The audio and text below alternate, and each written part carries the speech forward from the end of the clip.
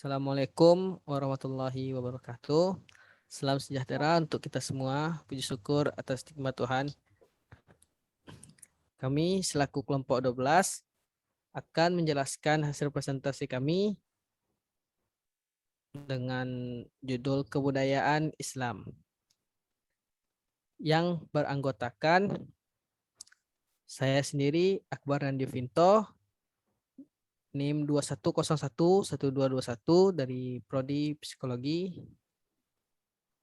Selanjutnya saya, nama Anissa Rahmi, NIM 21011229 dari Prodi Psikologi. Selanjutnya, nama saya Anissa Putramanialian, NIM 21135055, berasal dari Prodi Manajemen Perhotelan. Untuk materi selanjutnya akan dibacakan oleh Anissa Triplemanelian. Kepadanya waktu dipersilahkan. Yang pertama, kebudayaan. Di dalam Kamus Bahasa Indonesia, disebutkan bahwa budaya adalah pikiran, akal budi, adat istiadat, sedangkan kebudayaan adalah hasil kegiatan dan penciptaan batin atau akal budi manusia, seperti kepercayaan, kesenian, dan adat istiadat. Kebudayaan adalah sesuatu yang akan mempengaruhi tingkat pengetahuan dan meliputi sistem ide atau gagasan yang terdapat dalam pikiran manusia.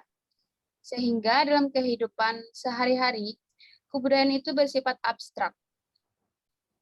Sementara itu, perwujudan kebudayaan adalah benda-benda yang diciptakan oleh manusia sebagai makhluk yang berbudaya, berupa perilaku dan benda-benda yang bersifat nyata.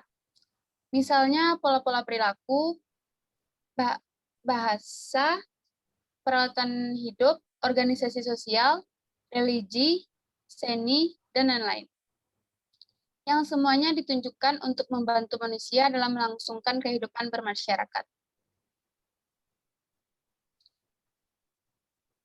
Selanjutnya, hubungan Islam dan budaya. Sebagian ahli kebudayaan memandang bahwa kecenderungan untuk berbudaya merupakan dinamik ilahi. Bahkan menurut Hegel, keseluruhan karya sadar insani yang berupa ilmu, tata hukum, tata negara, kesenian, dan filsafat, tak lain daripada proses realisasi diri roh ilahi. Sebaliknya sebagian ahli, seperti Peter Jan Becker, dalam bukunya Filsafat Kebudayaan, menyatakan bahwa tidak ada hubungannya antara agama dan budaya, karena menurutnya bahwa agama merupakan keyakinan hidup rohani pemeluknya, sebagai jawaban atas panggilan ilahi. Keyakinan ini disebut iman, dan iman merupakan pemberian dari Tuhan, sedangkan kebudayaan merupakan karya manusia, sehingga keduanya tidak bisa ditemukan. Adapun menurut para ahli antropologi, sebagaimana diungkapkan oleh Dr. Andes Hedi S.A. Putra M.A., bahwa agama merupakan salah satu unsur kebudayaan. Selanjutnya, untuk memudahkan pembahasan, Ernest Cassirer membaginya menjadi 5 aspek. Yang pertama, kehidupan spiritual. Yang kedua, bahasa dan kesastraan. Yang ketiga, kesenian. Yang keempat, sejarah. Dan yang terakhir, ilmu pengetahuan. Materi selanjutnya akan dijelaskan oleh Anissa Rahmi. Baik, terima kasih Anissa. Selanjutnya saya akan menjelaskan materi tentang konsep kebudayaan dalam Islam. Di dalam konsep ini ada 4 subbab sistem, yaitu yang pertama, subsistem gagasan yang berisi pandangan hidup dan nilai budaya. Yang kedua, subsistem normatif yang meliputi norma moral, adat istiadat, hukum, dan aturan khusus.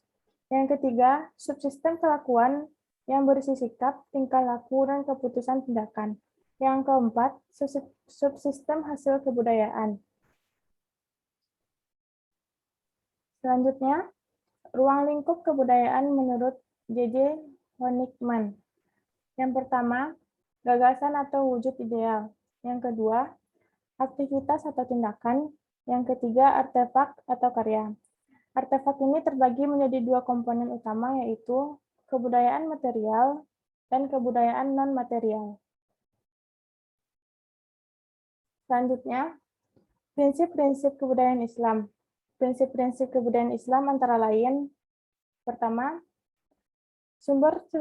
Sumber segala sesuatu adalah Allah, karena darinya berasal semua ciptaan. Yang kedua, diembankan amanah khalifah kepada manusia. Yang ketiga, manusia dilebihkan dari makhluk lainnya. Yang keempat, ditundukkan ciptaan Allah yang lain kepada manusia, baik air, angin, tumbuhan, dan hewan. Yang kelima, dinyatakan bahwa semua fasilitas dan amanah tersebut akan diminta pertanggungjawabannya kelak.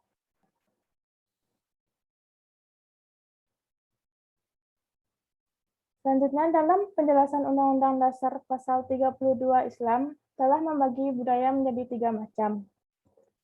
1. Kebudayaan yang tidak bertentangan dengan Islam, seperti kadar besar kecilnya mahar dalam pernikahan.